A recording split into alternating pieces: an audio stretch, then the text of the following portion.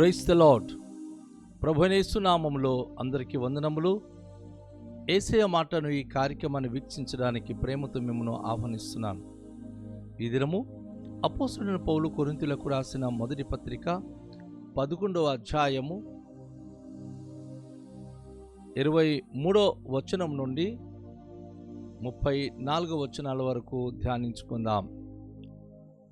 నేను మీకు అప్పగించిన దానిని ప్రభువు వలన పొంది తిని, ప్రభువైన యేసు తాను అప్పగింపబడిన రాత్రి ఒక రొట్టెను ఎత్తుకొని కృతజ్ఞతాస్తుతులు చెల్లించి దానిని విరిచి, ఇది మీ కొరకైన నా శరీరము, నన్ను జ్ఞాపకం చేసుకుంటకే దీన్ని చేయుడని చెప్పాను. ఆ ప్రకారమే భోజనమైన పిమ్మట ఆయన పాత్రను ఎత్తుకొని, ఈ పాత్ర నా రక్తము వలనైన క్రొత్త నిబంధన, మీరు దీనిలోనిది త్రాగునప్పుడెల్లను నన్ను జ్ఞాపకం చేసుకుంటకే దీన్ని చేయుడని చెప్పాను. మీరు ఈ రొట్టెను తిని ఈ పాత్ర నుండి త్రాగినప్పుడల్లా ప్రభువు వచ్చు వరకు ఆయన మరణమును ప్రచురించుదురు. కాబట్టి ఎవడు అయోగ్యముగా ప్రభు యొక్క రొట్టెను తినునో లేక ఆయన పాత్ర నుండి త్రాగునో వాడు ప్రభు యొక్క శరీరమును గూర్చి రక్తమును గూర్చి అపరాధి అగును. కాబట్టి ప్రతి మనుష్యుడు తన్ను తాను పరీక్షించుకొనవలెను. అలాగూ చేసి ఆ రొట్టెను తిని ఆ పాత్ర నుండి త్రాగవలెను. ప్రభు శరీరమని వివేచింపక తిని త్రాగువాడు తనకు శిక్ష విధి కలుగుటకే తిని త్రాగుచున్నాడు. ఇందువలనే మీలో అనేకులు బలహీనులను రోగులనై ఉన్నారు, చాలామంది నిద్రించుచున్నారు. అయితే మనలను మనమే విమర్శించుకునేలా తీర్పు పొందక పోదుము. మనము తీర్పు పొందిన ఎడల లోకముతో పాటు మనకు శిక్ష విధి కలుగుకున్నట్లు ప్రభువు చేత రక్షింపబడుచున్నాము. కాబట్టి నా సహోదరులారా, భోజనము చేయుటకు మీరు కూడి వచ్చినప్పుడు ఒకని కొరకు ఒకడు కనిపెట్టుకొని ఉండుడి. మీరు కూడి వచ్చుట శిక్ష విధికి కారణము కాకుండానట్లు ఎవడైనను ఆకలి గొనినెడల తన ఇంటనే భోజనము చేయవలెను. నేను వచ్చినప్పుడు మిగిలిన సంగతులను క్రమపరతును. ప్రియ దేవునికి బిడ్డలారా, అపోస్తలుడైన పౌలు ఈ ప్రభురాత్రి భోజనం ద్వారా జరుగుతున్నటువంటి కొన్ని తప్పుడు పరిస్థితుల గురించి ఆయన చక్కదిద్దుతూ ఇక్కడ మాట్లాడుతున్నాడు. నేను ప్రార్థన పూర్వకంగా మీకు అప్పగించింది అది ప్రభు వలన నేను పొందింది. ప్రభువైన యేసుక్రీస్తు వారు తను అప్పగింపబడిన రాత్రి ఒక్క రొట్టె పట్టుకొని ఎత్తుకొని కృతజ్ఞతాస్తుతులు చెల్లించి తన శిష్యులకిచ్చి, దానిని విరిచి, మీ కొరకు నా శరీరము, నన్ను జ్ఞాపకం చేసుకోవడానికి దీన్ని చేయుడని ఆయన చెప్పాడు. ఆ ప్రకారమే భోజనమైన పిమ్మట ఆయన పాత్రను ఎత్తుకొని, ఈ పాత్ర నా రక్తమూలనైన క్రొత్త నిబంధన, మీరు దీనిలోనిది త్రాగునప్పుడల్లా నన్ను జ్ఞాపకం చేసుకుంటే దీన్ని చేయుడని చెప్పాను. యేసుప్రభు వారు తను అప్పగింపబడిన రాత్రి ఒక నిబంధన రాత్రి, క్రొత్త నిబంధనకు అది ఒక పునాది రాయి.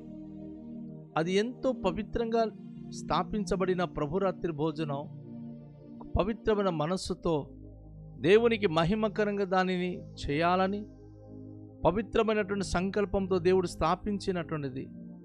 దానిని ఇష్టానుసారంగా మీరు ఎప్పుడు పడితే అప్పుడు వచ్చి భోజనం చేసి వెళ్ళిపోవడం, ఒక క్రమపద్ధతి లేకుండా చేయడం అది తప్పు. కాబట్టి దీనికి ఉన్న ప్రాముఖ్యత మీరు గ్రహించండి. మీరు ఈ రొట్టెను తిని ఈ పాత్రను త్రాగునప్పుడల్లా ప్రభువు వచ్చే వరకు ఆయన మరణమును ప్రచురించుదురు. ఆకలి కొని గబగబ రొట్టె తినేసి ద్రాక్షరసం తాగి వెళ్ళిపోవడం కాదు. ఇది నా ప్రభు శరీరం అని నీ హృదయంతరంగం నుంచి నువ్వు ప్రార్థన పూర్వకంగా ముక్క తినాలి. ఇది నా ప్రభువైన యేసుక్రీస్తు రక్తము, నా శరీరములో ఉన్న రక్తమంతా కూడా పవిత్రపరచబడడానికి, నా పాపములన్నీ కూడా కడగబడ్డానికి ఇది ఇవ్వబడున్నదని నువ్వు అది విశ్వాసముతో దాన్ని తినాలి. కాబట్టి ఎవడైనా నా అయోగ్యముగా ప్రభు యొక్క రొట్టెను తినునో లేక ఆయన పాత్ర నుంచి త్రాగునో వాడు ప్రభు యొక్క శరీరమును గూర్చి రక్తమును గూర్చి అపరాధి అయిపోతున్నాడు. మీరు దేవుని మందిరానికి సమాజంగా కూడుకొని వచ్చినప్పుడు ఇష్టానుసరంగా విచ్చలవిడిగా తినడం త్రాగడం కాదు. అది అయోగ్యమైనటువంటి ప్రభు జీవితము. అయోగ్యంగా తింటే అది మీకు ప్రాబ్లం వస్తుంది. అయోగ్యంగా రొట్టెను ద్రాక్షరసం ఎవరు తిన్నా త్రాగినా శారీరకంగా వారు బలహీనతకు గురి అయిపోతారు. అయితే ప్రభు యొక్క శరీరమని, అది ఆయన రక్తమును గూర్చి మీరు జాగ్రత్త పడాలి. అలా గనుక వివేచించకపోతే, అలా గనుక గ్రహించకపోతే దేవుని ఎదుట అపరాధులు అయిపోతారు. కాబట్టి ప్రతి మనుషుడు తన్ను తాను పరీక్షించుకొనవలెను. అలాగూ చేసి ఆ రొట్టెను తిని ఆ పాత్రను త్రాగవలెను. ఆ ఇచ్చే ఆ చిన్న ముక్క కానీ ఆ ద్రాక్షరసం కానీ అది పట్టుకొని మనను మనం పరీక్షించుకోవాలి. నేను పరిశుద్ధంగా ఉన్నానా? ఏ తప్పులు చేశాను? ఆ తప్పులని ప్రభు దగ్గర ఒప్పుకోవాలి.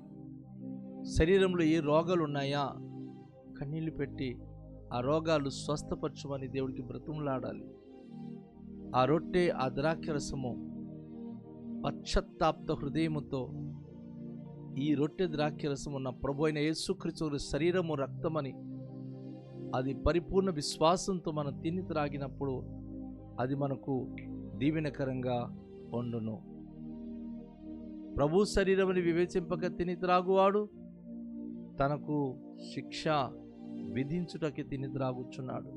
అది దేవుని శరీరమని నమ్మకుండా ఏదో తినేస్తున్నాం త్రాగేస్తున్నామని భావిస్తే అది మనకే శిక్ష విధికి కారణమవుతుంది.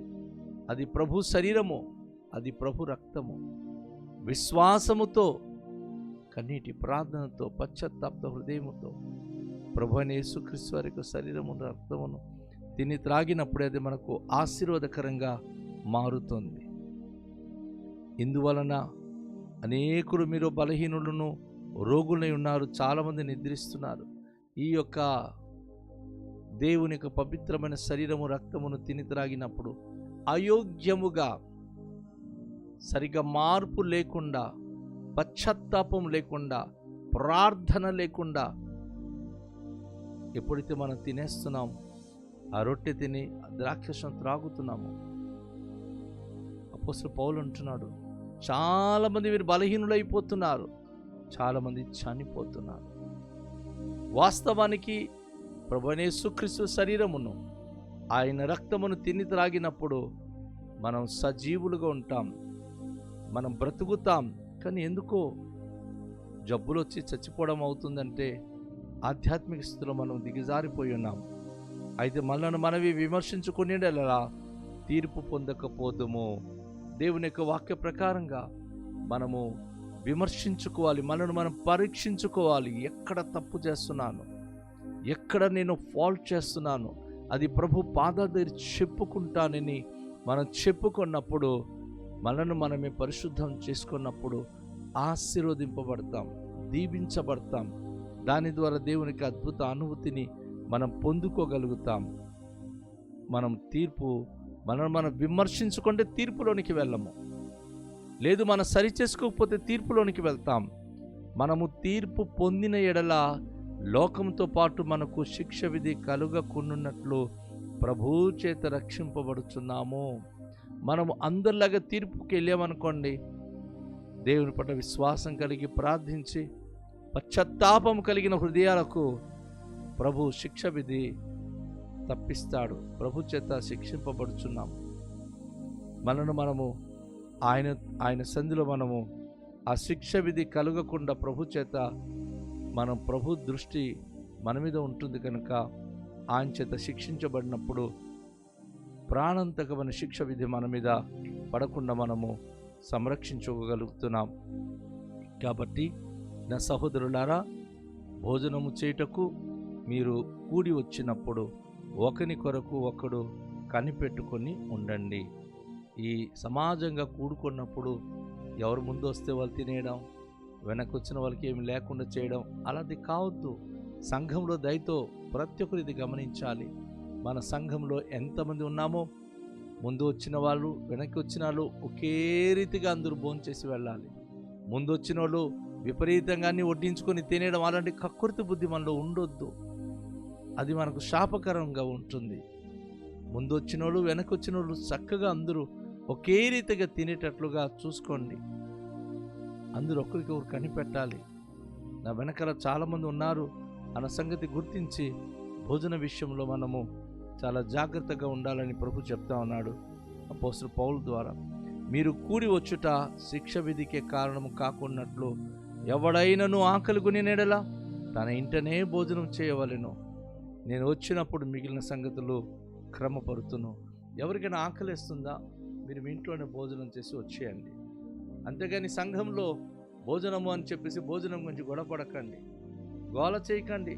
ఇలాంటి వారు సంఘంలో చాలామంది వస్తుంటారు. నాకు పలాంది దొరకలేదు, నాకు కూర లేదు, నాకు చారు లేదు, ఇలాంటి రకాలు కూడా పదాలు చాలామంది వాడుతూ ఉంటారు. ప్రభు రాత్రి భోజనం దగ్గర భోజన విషయంలో ఎప్పుడు మనము గొడవ పడకూడదు. దేవుని దగ్గరికి రావాలి, భక్తిపూర్వకంగా తినాలి. ప్రభురాత్రి భోజనమే కాకుండా సంఘాల్లో ప్రేమ విందు అవుతూ ఉంటుంది. అందులో కూడా చాలామంది ముందు వెనకల గొడవ పడుతూ వెళ్తుంటారు. వద్దు, అలాంటి పద్ధతులు మార్చుకోండి. భోజన పానం కాదు దేవుని రాజ్యంలోనికి చేరడానికి. ప్రేమ మనలో ఉండాల్సినటువంటిది. సమాధానము, పరిశుద్ధాత్మ యందలి ఆనందమే, అటు జీవితమే మనకు మూలం. కాబట్టి రండి, ఈ సమయంలో దేవుని మాటలు విన్న మనము ఈ వాక్యాన్ని బట్టి మనము జాగ్రత్త కలిగి ప్రభు భోజనానికి సమీపిద్దాం, సంఘంలో జీవిద్దాం. తలనుంచుకొని ప్రార్థన చేద్దాం. దయగల తండ్రి, మీకు స్తోత్రాలు. ఈ దినం మీరు మాకు ఇచ్చిన మాటల కొరకు వందనాలు. ఈ వాక్యం మా జీవితాలకు ఆశీర్వాదకరంగా ఉంచండి. ఈ వాక్యమును బట్టి జీవించే భాగ్యం మాకు అనుగ్రహించండి. మీ యొక్క కృపాహస్తము మాకు తోడుగానివ్వండి. ప్రభువా, ఏ విధంగా మేము మీ మందిరంలో ప్రవర్తించాలో, ఏ రీతిగా ప్రభు భోజనం ప్రభు తినాలో, ప్రభు యోగ్యమైన జీవితం అంటే ఎలా ఉండాలో ప్రతిదీ మాకు నేర్పించి పరిశుద్ధాత్మ ద్వారా ప్రతి సందేశం నేర్చుకుంటూ అనుకూలమైన జీవితం జీవించే భాగ్యం అనుగ్రహించుమని యేసు నామములో ప్రార్థిస్తున్నాము తండ్రి, ఆమేన్. అందరికీ వందనములు. షాలోమ్. ప్రభు మనను దీవించును గాక.